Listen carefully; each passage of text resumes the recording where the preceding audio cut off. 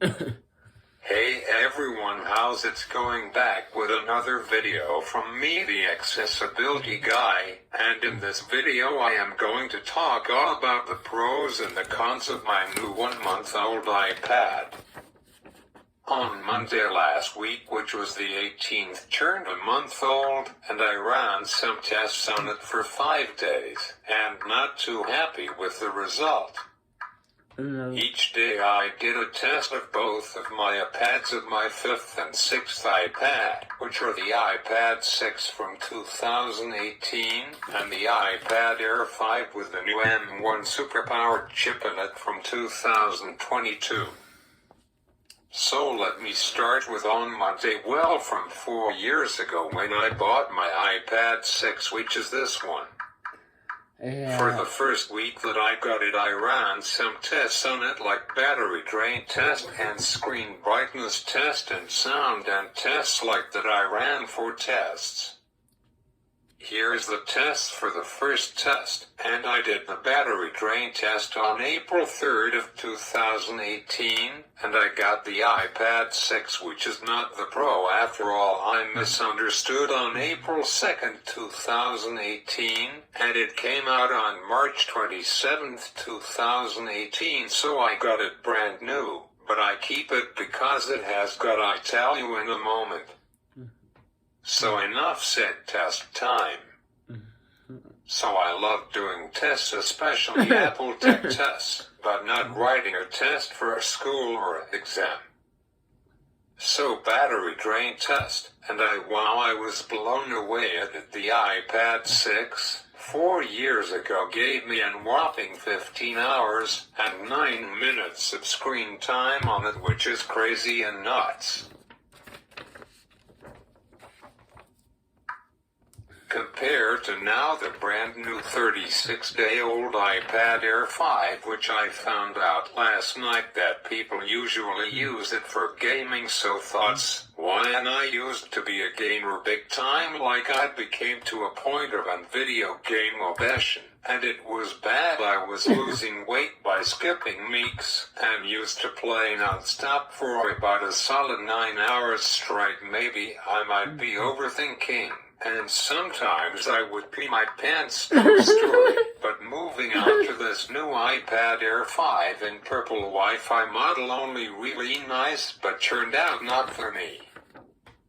So earlier today I returned it and did my research this time, and spent about $150 more and got my very first Apple Pencil, which I would be a madman if I ever lose this, and tomorrow I decided that I would open it. And I also bought smart purple case, which is I got a black one 4 years ago, but I noticed that my old case has a strap. This one doesn't for some reason, and for expensive cost, wow, like with tax it costed $130, which is wow, but I will have it for the next 7 years of my life, so it's worth it. So and as well I traded and exchanged my poopy iPad Air 5 for my second ever iPad Pro 4, 11-inch, and later this fall will buy the brand new 2022 iPad Pro 5, 12.9-inch with a whopping 2 terabytes of storage on it, which holds all of my stuff like my music, my movies, my apps I ever got, and books, and whatnot, and still has got about a terabyte of space still aliveable.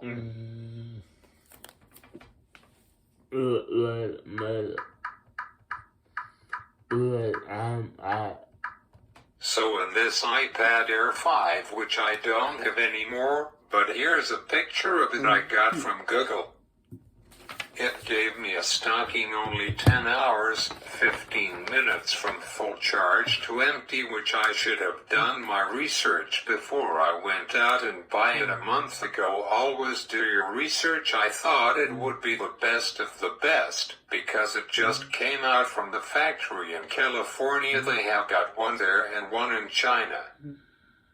So and I just can't wait to see what this bad boy iPad Pro 4 from last year has got to offer in terms of battery life. Going to test it this week, maybe today, maybe tomorrow. I am super excited. It's 0.1 inches bigger than my new poopy iPad Air 5th General, which salty I don't have anymore, but I really don't care. I don't care. I got the mini version of the iPad Pro 4 from last year. I am so glad and really happy that I got the right stuff for it this time. It was totally worth the extra money. Now got 120 Hz ProMotion display, which is the top line of the iPad family. I am really happy about it and I will really enjoy it. Apparently it delivers this is in 19 hours of screen on time, which is almost a full day, and it will last about a week for me because I usually use it for 3 hours a day. Expect when I have got school use it for 5 hours a day or 6 hours a day. So on to the second test, and we'll tell you my results of the iPad Pro 4 when the next time I make a video, which my plan is to do my 4th, 5th and 6th unboxing video all on the same video. I try to do the 3 unboxing as quick as possible because I don't want it to be 1 hour long video that I will lose half of my subscribers, which I don't want to do that. So on to my second test, which is the battery standby test. It's like idling where you put your iPad to sleep but leaving it on. So let's get to the results, shall we? I love doing this, it's my favorite. I think I was born to test Apple products and some other products like my Volca and my first ever Android phone. Which the truth is I really love having a big screen. I was wrong to buy a smaller screen size of phone 2 years ago. So battery standby test of the iPad 6 first. It came in as a whopping 760 hours, which is exactly 30 days powered on, but sleeping wow, and this iPad Air 5 really crappy, only 230 hours, which is 9 days, and 14 hours, which for some people it's awesome, but not for me. Now I should expect my new iPad Pro 4 from 2021 to be about 800 hours, which is 32 days. I will do that test on Tuesday.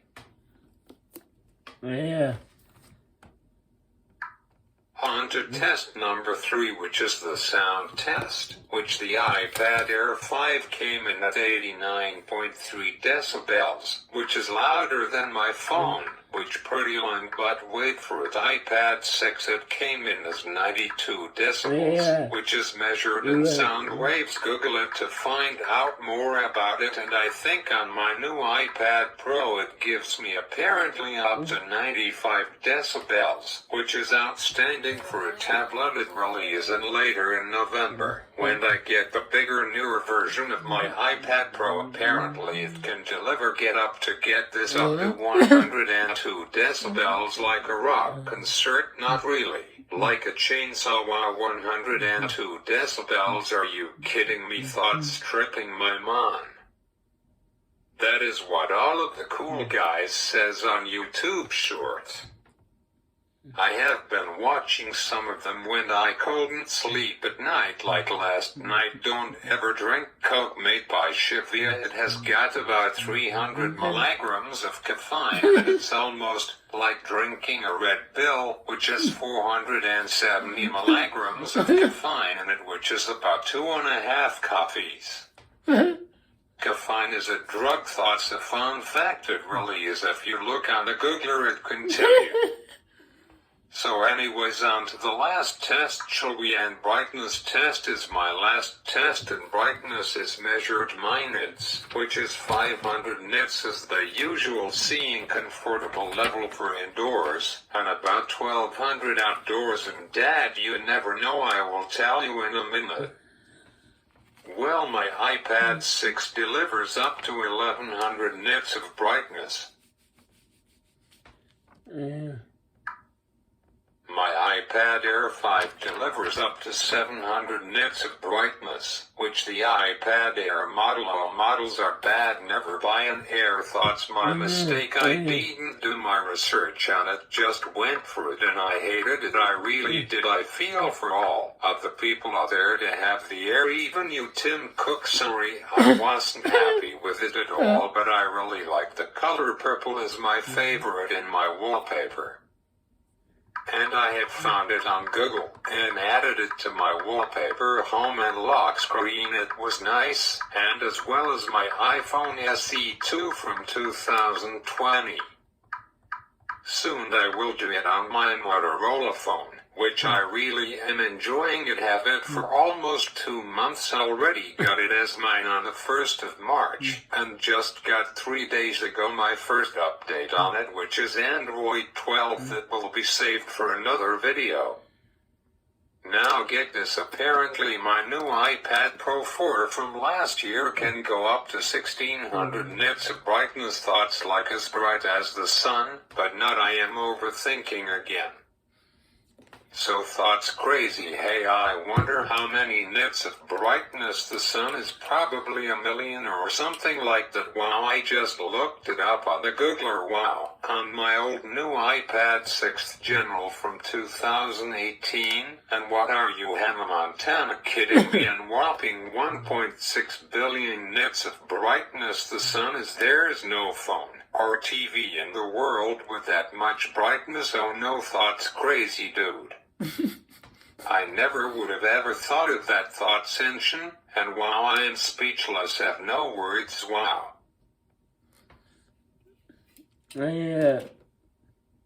So my overview of the iPad Air 5 is some people will be fine with it because it's brand new, just came out 36 days ago, but I have learned iPad Airs are not for me. We all have got different standards and tastes. Some like higher resolution. I don't care a whole lot about it, others do.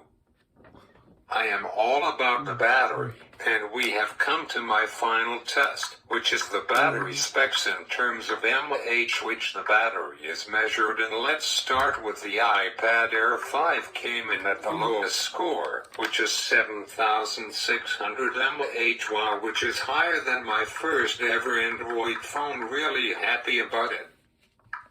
In second place was the iPad 6 with a score of 8,827, which is about 1,200 more mAh of battery than the iPad Air 5. And in first place, as they say, the iPad Pro 4 11-inch model with a score of wow, more than I thought, 9,215 mAh of battery. Wow, the Pro delivers and means business. Wow, and I checked out last year's iPad Pro 4 that is 12.9-inch. And wow, you will not believe it, and whopping 10,827 mAh of battery. Wow, and rumors are that the iPad Pro 5 12.9-inch will deliver a score of, here we go, let's do it, let the bass drop.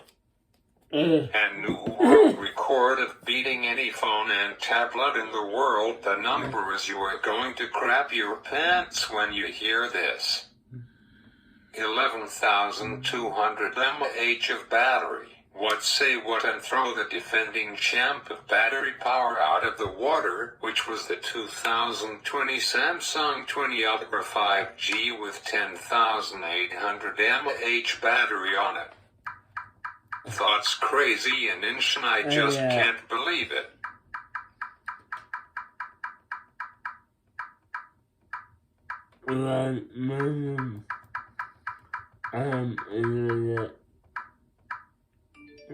So thoughts my video, and I decided to do another back-to-back videos. This time I am going to make and upload my second video tomorrow. So if you enjoyed this video, make sure to subscribe to my channel and like, and I will see you tomorrow. Have a good night. Bye. Bye.